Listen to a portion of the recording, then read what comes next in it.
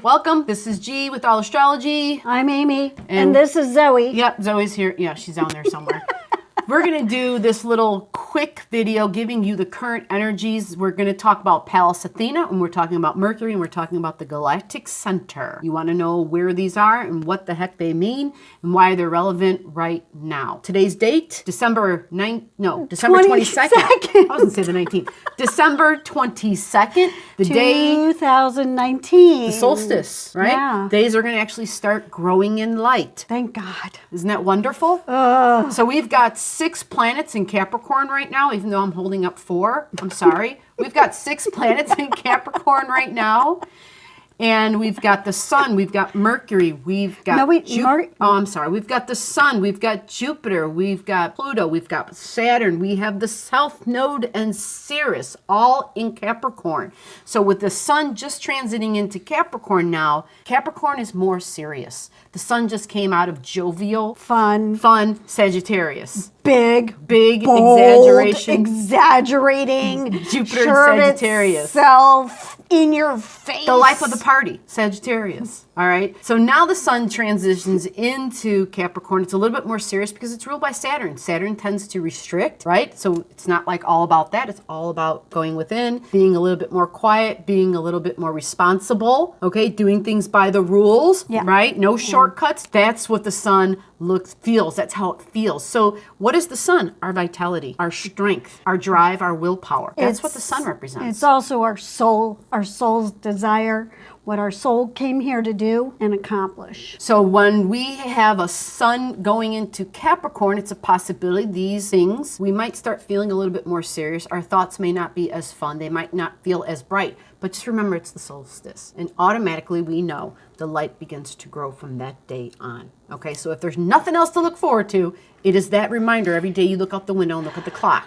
You can see a physical result of the sun and the light growing. Now we want to get into Mercury and Pallas Athena. Pallas Athena isn't often talked about, but she's relevant, and we're going to tell you why she's relevant. She's right now conjunct Mercury. Mercury is our thinking and our communication. It is information coming in. It is business, and it is commerce and trade. What's Pallas Athena?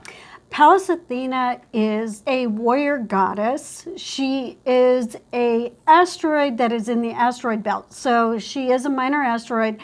However, what we have found is that these minor asteroids, which tend to have female demarcations, are very, very relevant and are becoming more relevant. We need to pay more attention to them than we used to. I kind of like to think of her as the general in charge, a female general. I know we don't normally hear about that, but she has the ability to gather lots of information and then make a plan. So the key words that we think of that we should think of when we think of Pallas Athena is strategy, wisdom, planning, intuition, intelligence, strength, skill, insight, upheaval, activism, politics. Those last 2 words, I really did not realize. Activism and politics. And when I think about the world right now, it's like, whoa, this is really fascinating. Yeah. We're seeing a lot of prominent females step up and getting more spotlight than ever before. Right. This also has to do with the stripping away of illusion. Connections are made with strategies, and our new strategies are created. We're seeking a new awareness. And this new awareness comes through wisdom and planning, but it also includes intuition.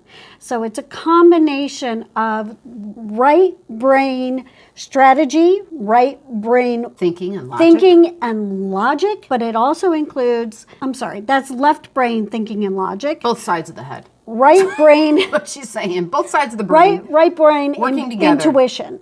So it's that combination of the two. It's that understanding that we just have a million more neurons that connect the 2 sides of the brain. And there's this intellect and this logic. But what is beautiful is that it's conjunct Mercury. Said something there about clarity. And so Pallas Athena comes along and she disperses, she eliminates illusions. Right. Meaning if there have been lies, if there have been things that just weren't 100% clear, because literally the illusion is when we have on our rose-colored glasses. And so she comes by and she takes those rose-colored glasses off of us. And we're like, whoa, holy crap. Mercury involves communication and knowledge, learning and information and commerce and business.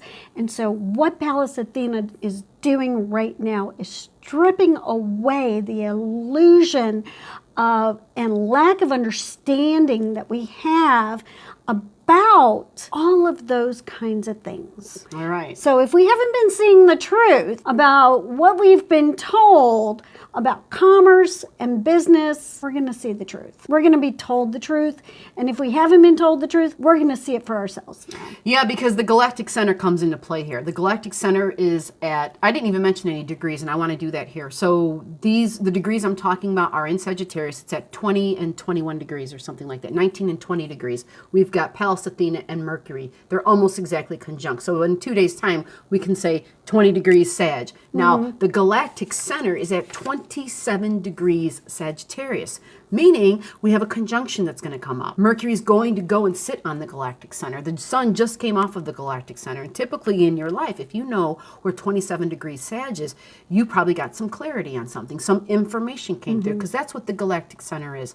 It's information. And the information that comes through with the galactic center, trust that information. Yeah, because that information comes from source. Yes, the source, the creator of our galaxy, It comes from the creator God. Okay. So you can trust that information. That information is not coming from the astral plane where it can be deceptive. Yeah, this is a good point. Very good point. That's why I say trust the information that you get around these times when we have planets that are sitting on top of them. So remember, 27 degrees Sagittarius, the galactic center moves really, really slow. So you can say, we can just use that as a reference point for the rest of this lifetime. Yeah. Okay. It will move a degree, but that's okay. It's still 27, 28 degrees. But Mercury's going to get there. Mercury will sit on that point. When does Mercury sit on the galactic center? Mercury is going to sit on the galactic center on the 27th of December. Yeah. So this is the day after we have our new- new moon, yeah. which is our eclipse on the 26th. We have This a is new going to moon be eclipse, a right? huge eclipse Right. for And us. we A even- huge new moon. We just put out another video, which is going to tell you about, all you got to know is your rising sign, and we tell you where this happens and what house it happens. If you don't have your own chart,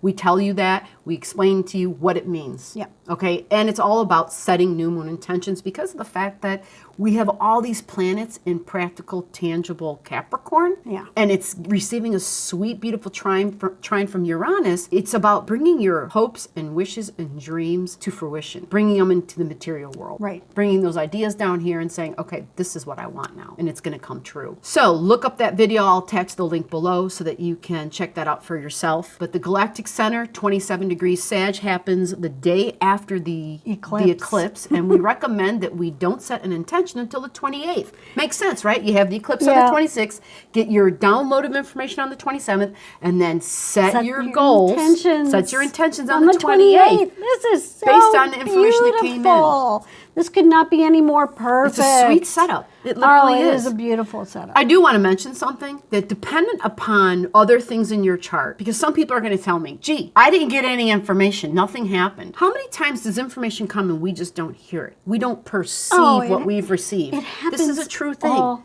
the time. Yes, it can be something as simple as you having a conversation with somebody and they say something. And there was something they said that you could have latched onto and gotten meaning out of. There's something you could be reading and all of a sudden you have this insight. It can happen just like that. Something you hear, something you dream about. It just could be something as simple and practical and everyday-ish that we just, it's not a lightning bolt. Whenever we talk about the galactic center, people expect a goddamn lightning bolt to just hit them. And it's like, I've got it. I've seen the light.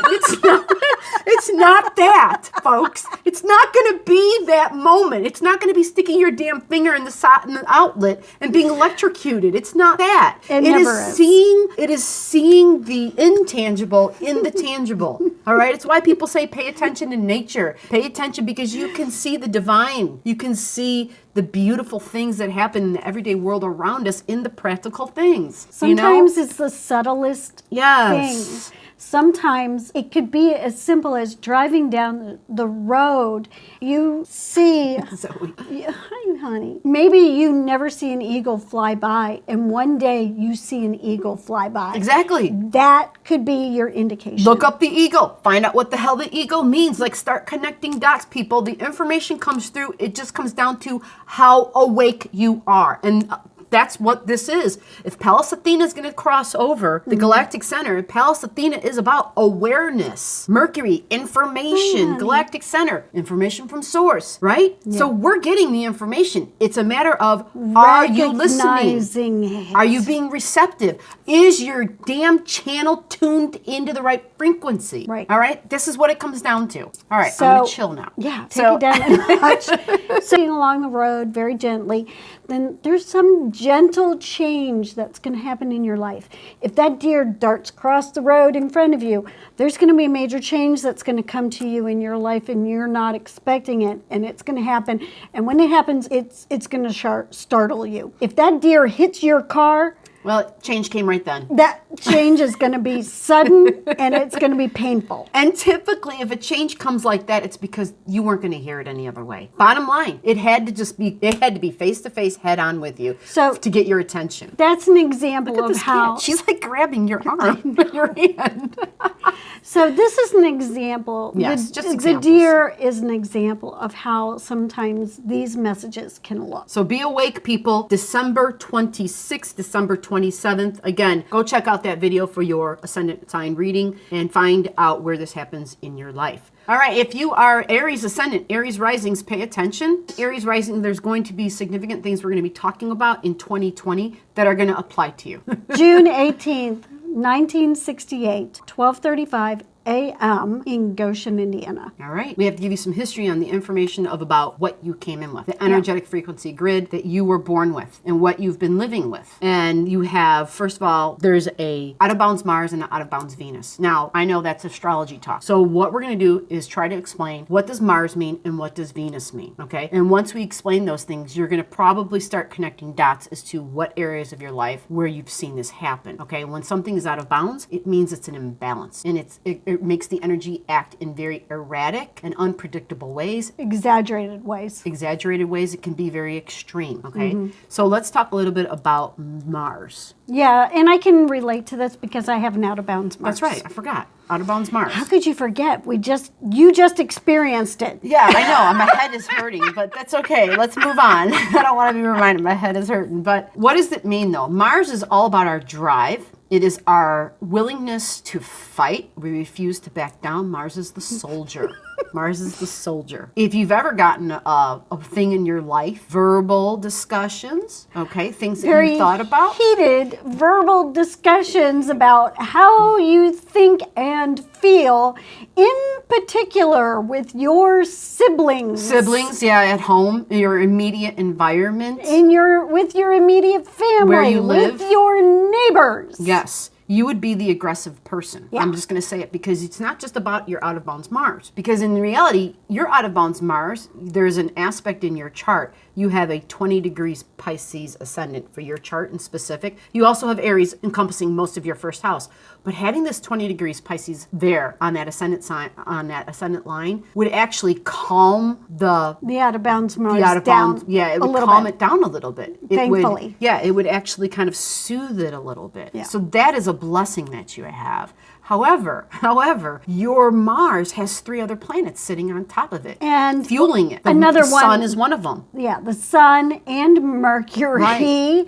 which is going to be very verbal. Because Mercury is thinking and communication. And it's in Gemini, which is about talking and Gemini communicating about what I think. is ruled by Mercury, so Right. it's also about talking. So this is adding to more of these imbalances, more and extremes. you have Venus there, and Venus is also out of bounds. Right, and she's on top of all these other planets. So you have 4 planets that are literally on top of each other. Sitting. This is extreme imbalance in your chart. Now we described Mars. Mars is super assertive. It's where we are passionate. All right, so communicating and thinking, you are passionate about that.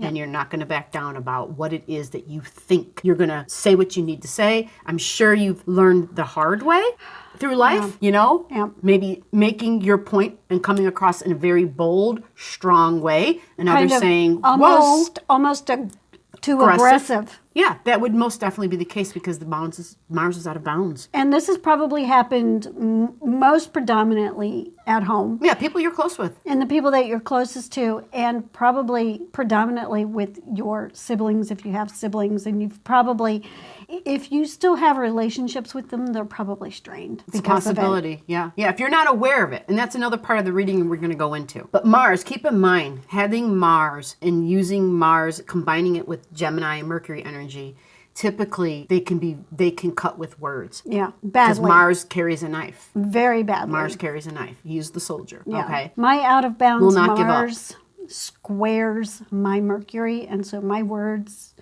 used to be exceedingly cutting because Which means, of it. yes, which means you're hurting people, okay? Yeah. And you might not be aware of it because there is probably, typically when we have energy like this, we draw to us what we emit. Mm-hmm. So no doubt you've been involved in lots of heated things where the other person or people were just as heated, right? Could have been just as ferocious with their words, just as cutting with their words. And so you felt rightly that, hey, the hell, you said that to me. Of course I can say this to you. Yeah.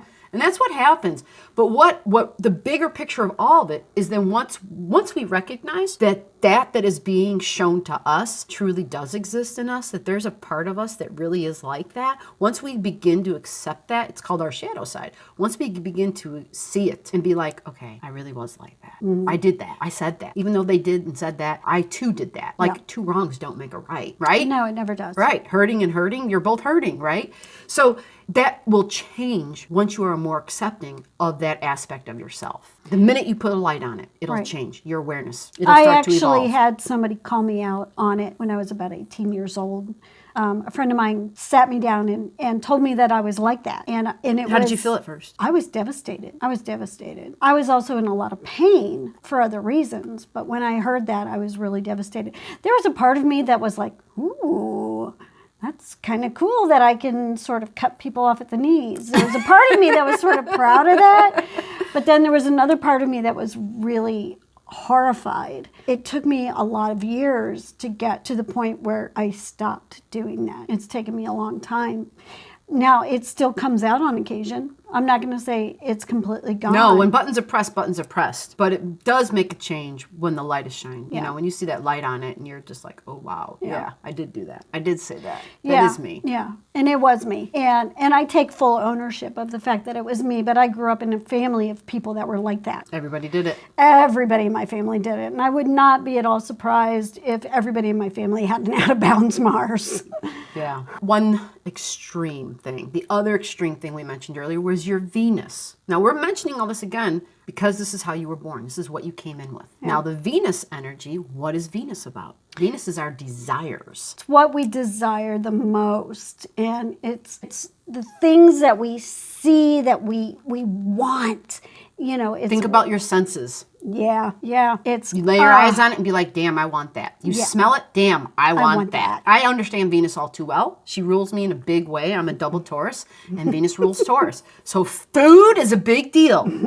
Good food, right? Yeah. Good food, high quality food. And it's, you know, that's the other thing, Venus, it's quality. But it doesn't have to be limited to just food. It can be objects and things. Venus likes shoes and accessories and gifts. Pretty She likes things. nice stuff, high quality stuff. It's not so much quantity necessarily, but it definitely is It's about quality. quality. Give me all the good stuff, baby. I have Venus in the first house. The clothes that I wear have to be the highest quality. So because I can't afford to buy expensive clothes, I buy them secondhand so that I can buy the absolute best quality that I can find. So your Venus is on top of that Mars, and these two were both out of bounds. So there's so what happens is when they're on top of each other, they feed each other. They actually give each other a little bit of their energy. Yeah. So things that you really like, not, you know, you're going to be extremely passionate about and not back down. Yeah. You're going to be really demanding about To it. me, like if this was me and I was a little kid, you know what I'm saying? I would be embarrassed to say now, but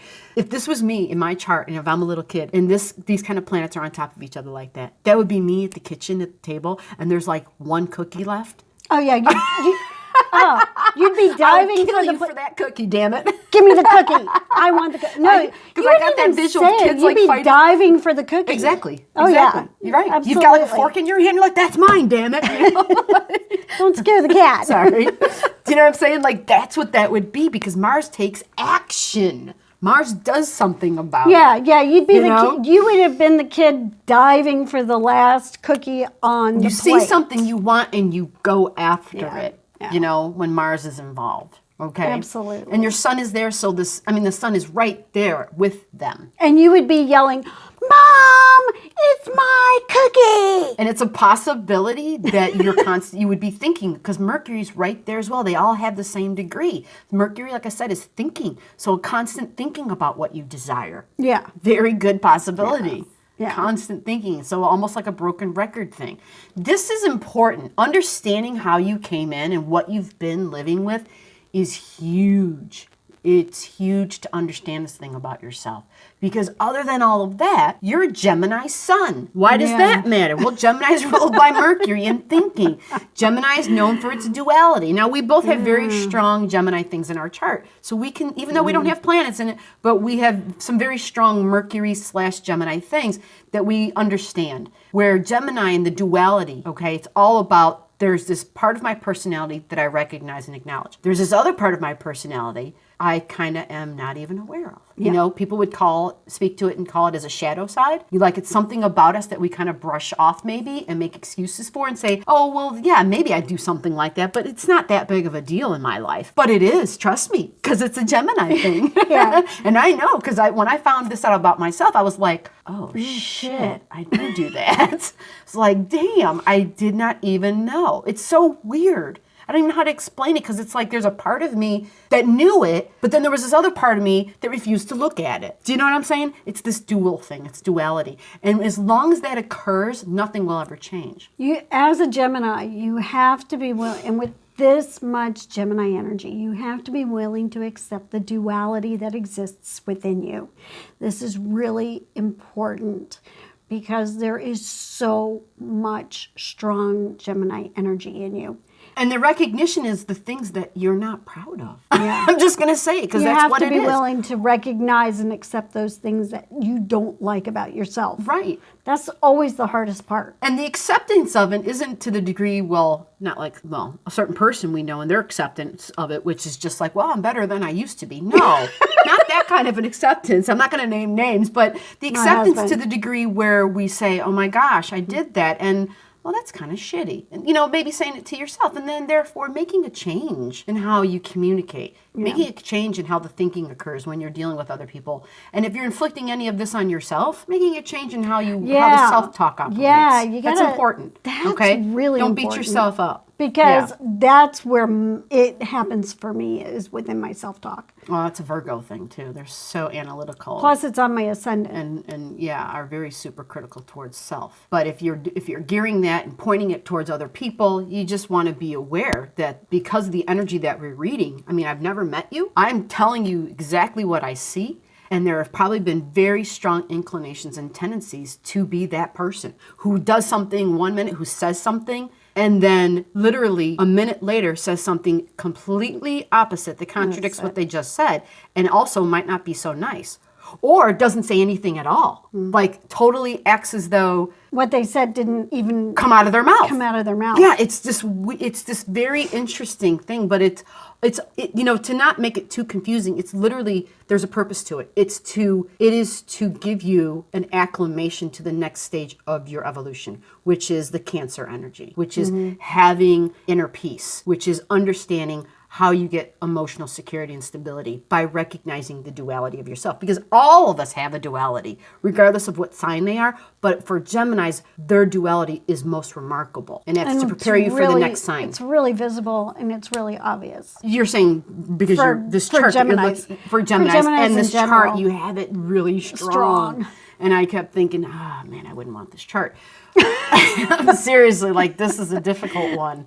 Yeah. But you do have Pisces helping you out in multiple ways in water. Yeah. Which is very beautiful. The Pisces on your ascendant actually gives you the ability to be introspective. Right. And I don't want to confuse people who are still listening. If you are Aries ascendant, Aries rising, this person has a buttload, has all of Aries in their first house.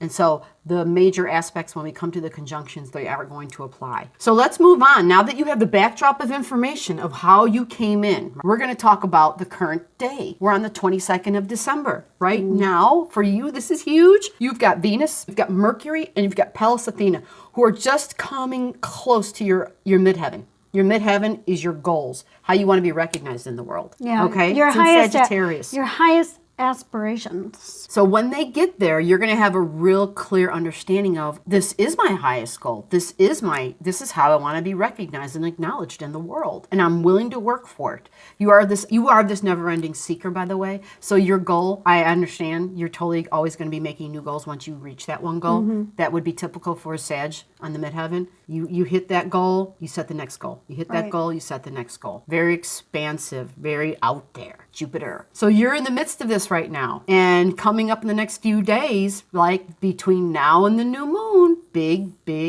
deal. Because Mercury's going to be sitting right there in the galactic center. And then a couple days later, right, 28th, you'll be able to make your new moon intention. All right. And for you, the new moon, of course, is going to be in your 10th house. Yes, your 10th house. So this is all about setting goals, about what your higher purpose is, about what your higher goals are.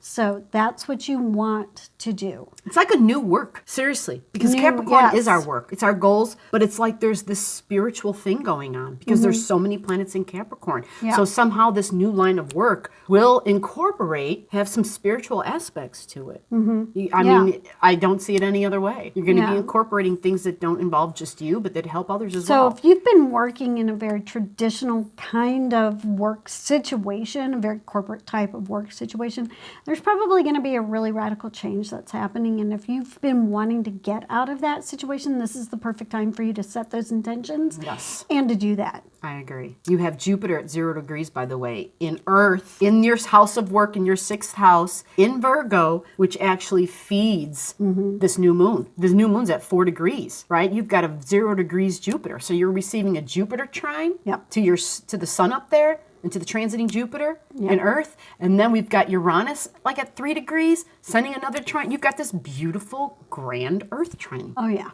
You have a beautiful grand Earth trine. Yeah. It's your self, it's your income, it's how what I value, my resources, it's my work, it's my health, which I also want you to make part of your new moon intention. Yeah. Health needs to be part of that. Because Yeah. there are some aspects we have to discuss in here where health is going to be challenged coming up actually in January. All right, so that's where we're going to go now with this. Right. Cardinal signs, listen up, especially like I said before, for Aries ascendant, Aries rising. We have a conjunction, 22, 23 degrees in Capricorn. This is cardinal. Aries is cardinal.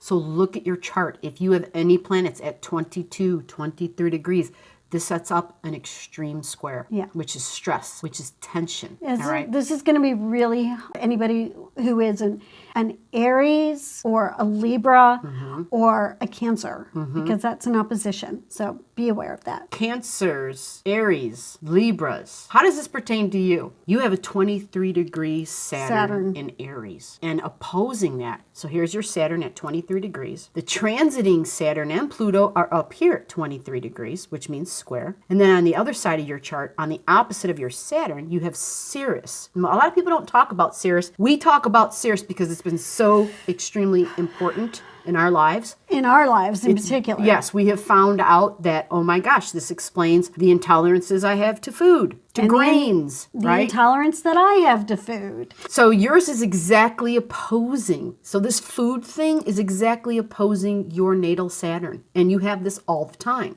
Yeah. And now with the transits happening up here, it creates this gigantic T-square for you. Square is an extremely difficult transit. You may have found that you have intolerances to certain grains, to certain kinds of food. You may have food allergies, and you may have found over the years that you need to balance the way that you eat. If you haven't figured this out yet, and you have found that there are times when you eat certain things that you don't feel well, it's because you're not eating in a balanced way for you. Now, what might be balanced for one person is very different than what's balanced for another person. So you need to find what is going to be balanced for you. You have Ceres, the planet of grain Yeah. in Libra. Libra is balance. You need to find Yeah. your balance. And Saturn's been challenging it And your Saturn entire is- life. Yeah. It's been challenging it your entire life. And this is where I want to pull in that Venus, because I understand all too well about desire and desiring good food. Yeah. Venus, your Venus is out of bounds. Remember that. Having an out of bounds Venus means she acts more extreme. She is imbalanced and erratic. Meaning this would lend to having a stronger inclination to getting what I want when I want it, however much of it I want. Yeah. Okay, because balance is always being challenged. So it's going to be a real struggle. If this was my chart, I would be like, oh shit, that's why. Finally. That's why I've been Like, fighting with myself right? about food my whole I would life. just feel relieved. I would feel totally relieved. I would be like, okay, that explains it. Holy crap. Took me a long time to figure all this out for myself. And it was like, oh, and nobody could tell me this. I mean, nobody. I had to keep digging, all this astrology to freaking finally come across this. So I'm happy to be able to share this because I don't know you. I don't know if this has been something you've struggled with. I would say so, showing that there is this constant tension that's set up and seeing the out-of-bound Mars and Venus. And remember what I said about the out-of-bound Mars and Venus together. Mars takes action, and it would be on things that I desire and want that affect my senses, that appeal to me. Taste, all the senses. Taste, touch, hear. Smell. Smells, right. So this has got So to if be difficult. you smell something and you think, oh God, that smells so damn good, I have to have it. I'm serious. Like You're for going to me- want to eat it. Yeah. I could watch those damn cooking shows and like within seconds, I'm in the kitchen cooking what they're doing because I'm like, I got to have it. Right. Like that would be me. But I'm just going.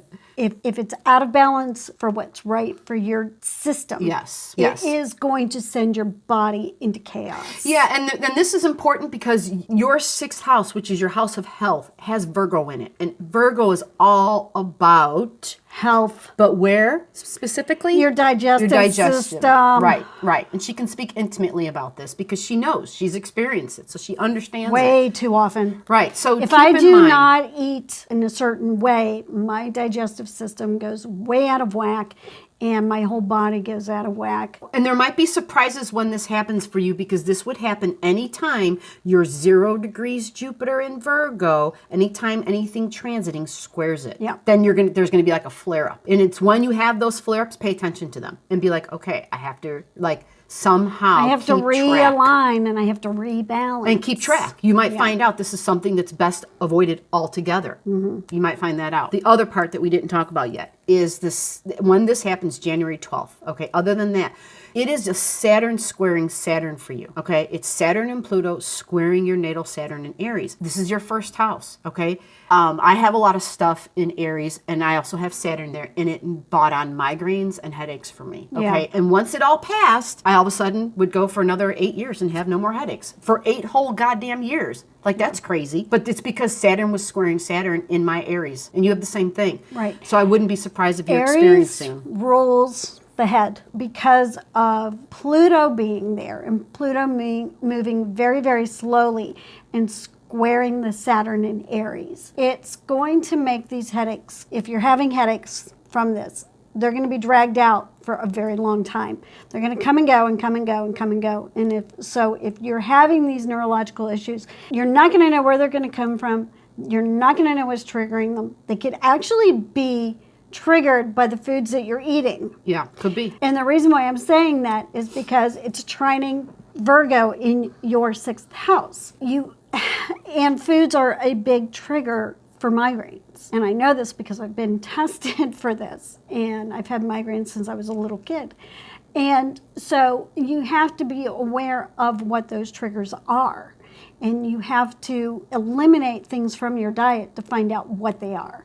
It's a really good, distinct possibility that you're not going to, if this has been going on for you for a while and this is going to continue to go on, you're not going to see these really ease off of you until next December, but they will ease off. And that's good to know. All right, another good thing I want to talk about. Now we close the health thing off with a good note, which is good because we all need that. Yeah. You have a North Node in Aries. North Node in Aries is all about myself and my right to exist in this world, okay? Now, with all the planets that are in Capricorn, every time one of those planets in Capricorn passes over like a 16-degree point, it challenges your right to exist because it's squaring your North Node in Aries. Jupiter is going to come upon that eventually, and you're going to feel that. And it's going to be about myself and my work, okay? We do talk about this. We get further on down the line here. We've got some dates that we mentioned where it comes to a head, where it's more extreme. And so I just wanted to make sure that you have an understanding about this, because you also have your Chiron in Aries and your Moon in Aries. So you have a lot of stuff which would give you this fieriness, but also make you rather impulsive about certain things. So you just want to understand that if you are an impulsive individual, if there were things that you felt like, because if you couple that up with all that stuff with the Gemini energy, there might have been times where you definitely were a little rash and you spoke too soon, or you were kind of, fierce and cutting. Because you also, Mars rules Aries, right? So it's more Martian energy. It's more Mars-like energy. You've got to be just a very flaming type of person in the sense where you are fiery communicator. Yeah. Gotta be. So let's move to February. There's going to be a sense of a drive of your own ego where you may feel like an attack on you and you don't belong. But you have to take a step backward, and you have to not be impulsive. We would like you to consider aiming all of your energy at being task-oriented as opposed to people-oriented. Take all your energy, put it towards a job, focus on what towards a project. What your projects are, what the things are that you need to get done, and focus less on the people around you, because the people around you are going to trigger you at this time, starting around February 6th. And this is going to run for a while. This is probably going to run for about a week or so. You're going to be super assertive. All right, you've got Mars on your midheaven, which means I have got this drive. I'm going after this. I kind of will bulldoze over anybody that's in my way. Type of mentality becomes all about the ego becomes challenged if there's anybody who doesn't agree with anything that you're doing. So if you have partnerships, it's recommended at this time that you kind of want to pick things out to do that really don't require other people at all. Actually, so this is the recommendation because it's a super fiery thing, and when we gather it and add it to the other strong Mars energy that you have, we would suggest and recommend, if there are ways to have projects done for that week, 7 to 10 days, starting the 6th of February, where you're going in alone. Yeah. Okay. Just tend to keep your head down and get your work done. Yeah. Important. Luckily, this is a short transit. It is 7 to 10 days. Because once we get to February 17th, things are going to radically change because the energies move. And then there's going to be a huge benefit and a big ease that's going to be coming your way. Things are going to be unexpected for you. And this is going to be a really good time starting then, and believe it or not, for the next couple of years, actually, for work. But what we don't want you to do is to over-sacrifice yourself.